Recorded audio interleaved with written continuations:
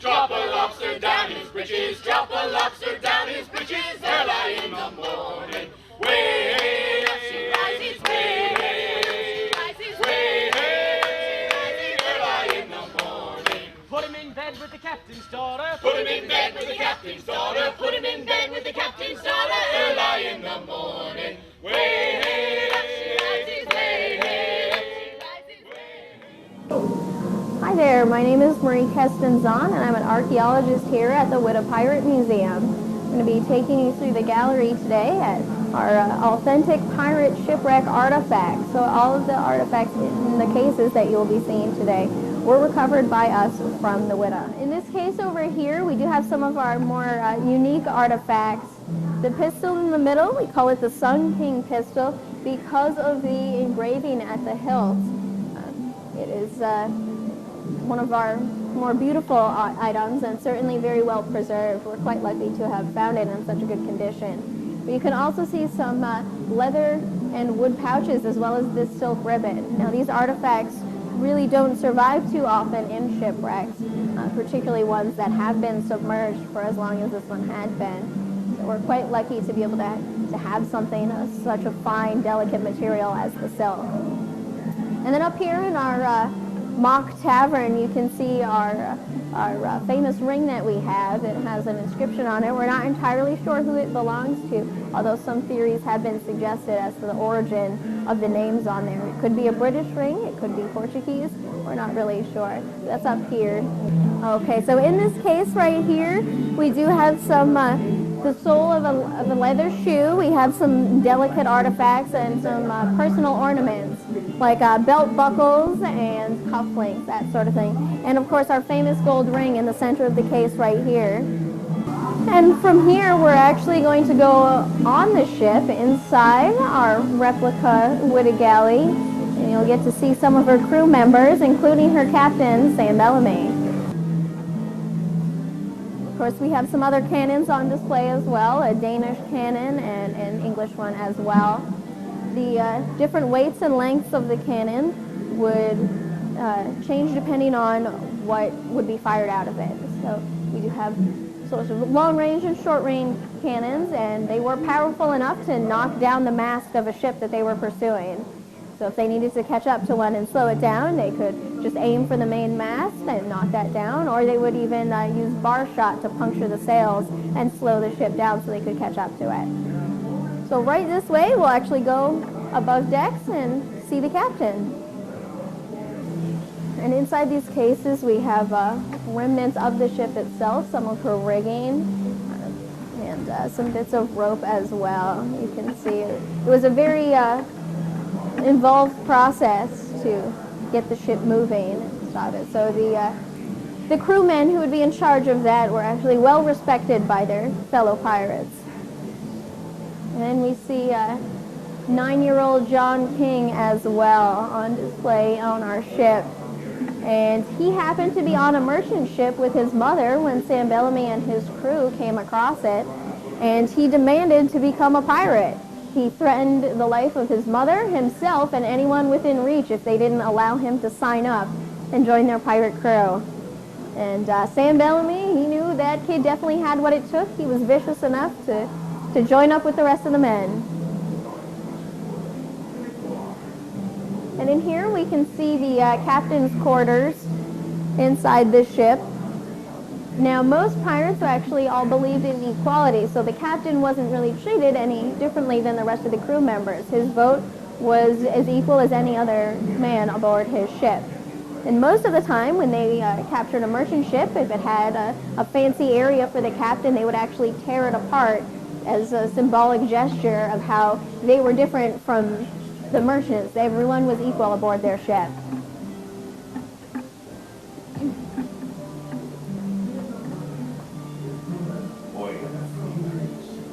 Not much authority to make war. The whole world, this he was 100 sails a ship at sea, an army of 100,000 men in the field. And this becomes still spring. But there is no argument with such stupid focus. But our superiors may kick them about deck at pleasure.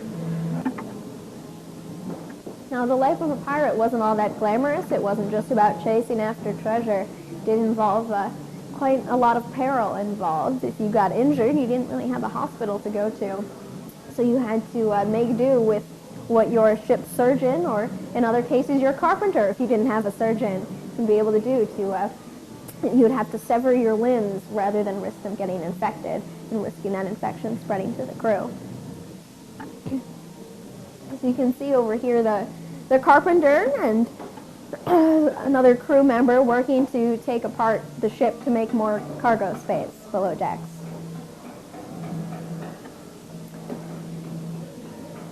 You can see our Queen Anne teapot. When that was recovered, it actually had a leg bone jammed into the side of it. So a little gruesome history to go along with that. And we do see on our plates and forks a lot of the times pirates would carve their initials into it.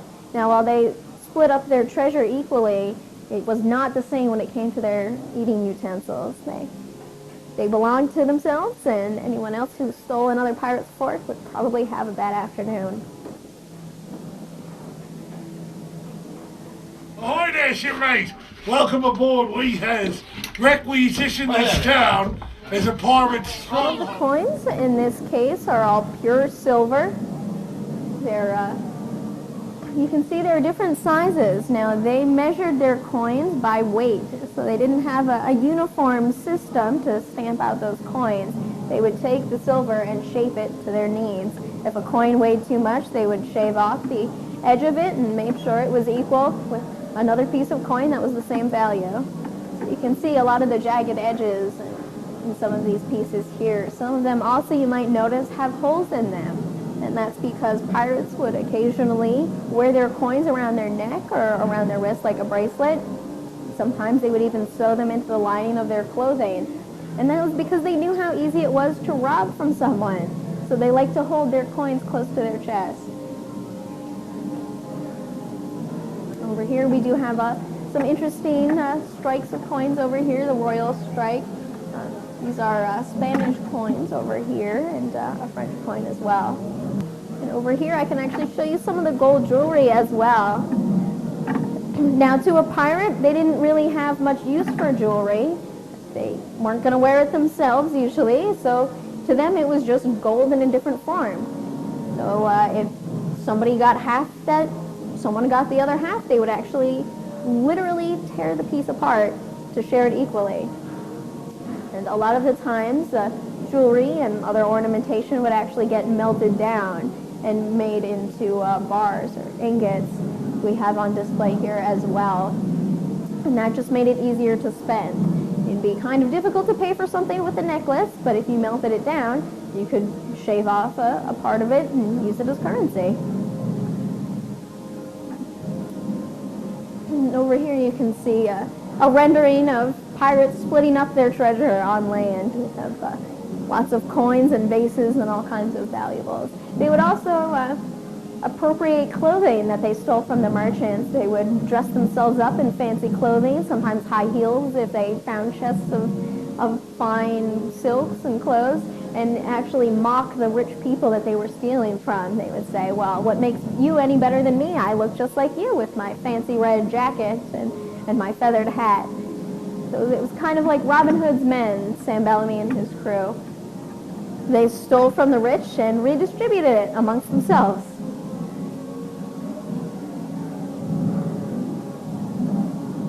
And over here you can actually see some of our gold pieces as well. We don't have too many pieces of gold. It just wasn't a form of currency that was used in this part of the world back then. But you'll notice on some of these gold bars that there are indentations and strike marks on it. And that's because any good salesman would make sure that his money that he was taking was actually true gold. So they would actually scratch parts of it off to make sure it wasn't just gold paint that was flaked on top of an iron bar or a piece of lead. A lot of times people would try to pass off this fake money as real gold. So you might see people biting into a coin to make sure it bends, and if it bent, it meant it was a true coin. And if not, it wasn't made of either gold or silver. So in the course of Sam Bellamy and his crew's history as pirates, they overtook 50 ships in a year. And because they had all this treasure from all of these ships, all their cannons and casks of wine and chests full of silver, the Widow was actually extremely heavy and slow moving through the water. Now in the end of April, they were sailing up north back to Cape Cod and encountered a fairly terrible storm. It was so foggy that they didn't realize quite how close to shore they had gotten. And by the time they realized where they were, it was too late, and they tried to drop anchor and turn around and try to ride out the storm, and it just was not working out for them. Their ship was too heavy, they were too greedy, they had too much treasure. So when the ship went up in a wave, it crashed down in the breakers, smashed into the ocean floor, and pretty much shattered on impact. The main mast broke off, tipped over, and tilted the whole ship. There were cannons crashing through the sides of the ship, men getting crushed and washed overboard. Most of them were young boys. They didn't really know how to swim, despite the fact that they were on the seas their whole life. They just didn't have that skill. So they couldn't have swam to shore, even though it was only 500 feet away. The waves were too rough, and the water was just too cold. So unfortunately, all but 2 men from the Widow did not survive the shipwreck.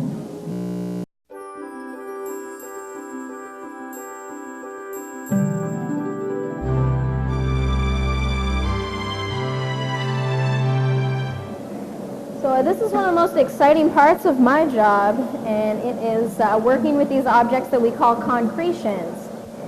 Now the reason that these form is because there are lots of pieces of iron from the shipwreck.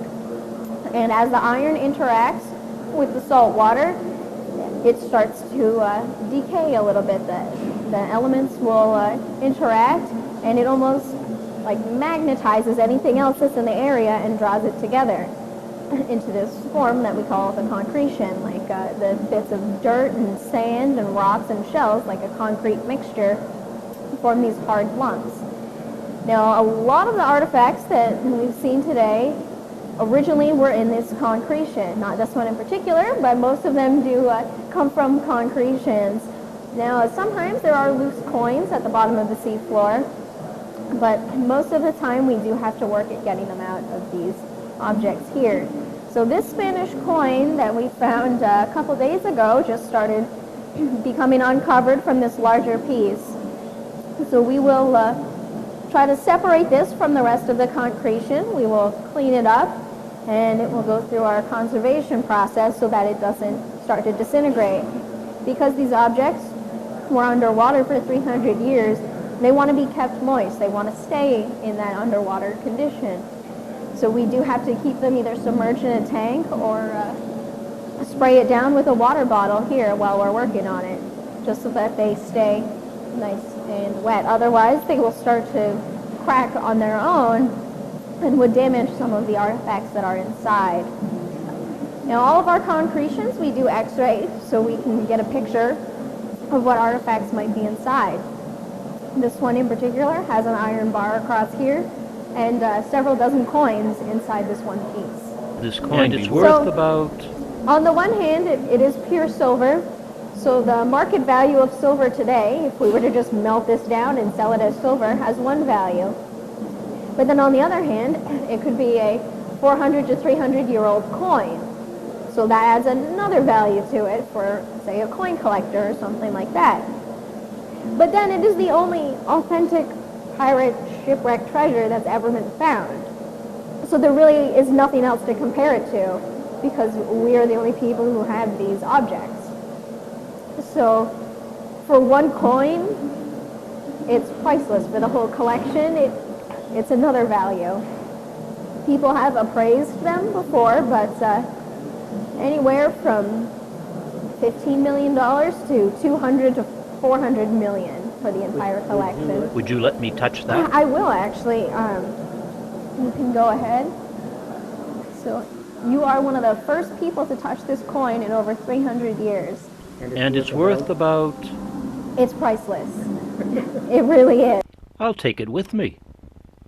Slipping this concretion in your pocket and seeing how that goes. But there are several other coins in here that we're working to get out. It is a very delicate and patient process that we have to go through. We really don't want to risk damaging anything. This is a piece of iron right here. The little flecks in it right here are actually mica, and it's just the way the concretion has formed, which is why it looks like that. We've broken other pieces off of it. We do always keep them. We do x-ray afterwards, just to make sure we didn't leave anything behind. And I'll show you. I call these coin fossils. Now, this is bits of the concretion, like this would have been stuck over here on top of a coin, not this one in particular, but one of the other coins we got out. And you can actually see the imprint of the design of the coin that this was attached to. Oh, yeah.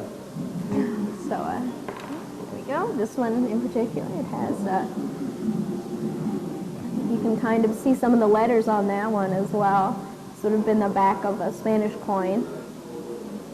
And on this one as well, this would have been the front. You can see the little bits of the Spanish cross. Your work must be fascinating.